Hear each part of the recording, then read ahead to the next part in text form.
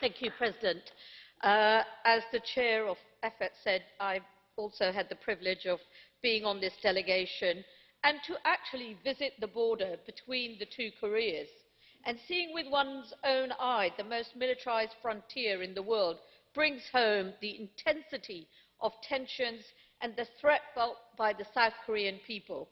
So I welcome the clear signs of willingness to engage from both sides.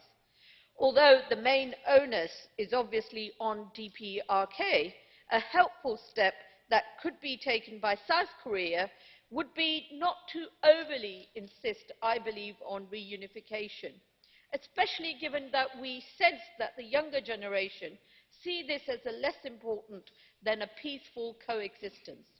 At the same time, I think it's really important that we're not overly naive.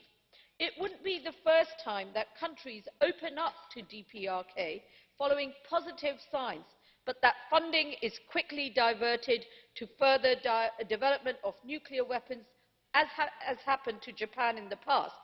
The difficulty of monitoring underground networks equally makes it extremely difficult to ensure compliance with any future deal.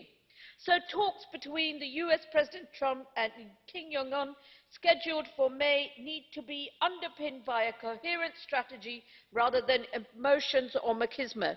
Involvement of regional actors is key. Both Koreans have talks later this month, but Japan, who's had 2 missiles over its territory past year, doesn't have a seat. So I would urge that the US strategy is first and foremost informed by concerns and interests of these countries rather than hawkish views held by some of the people who advise the President on the Hill. Thank you. Grazie.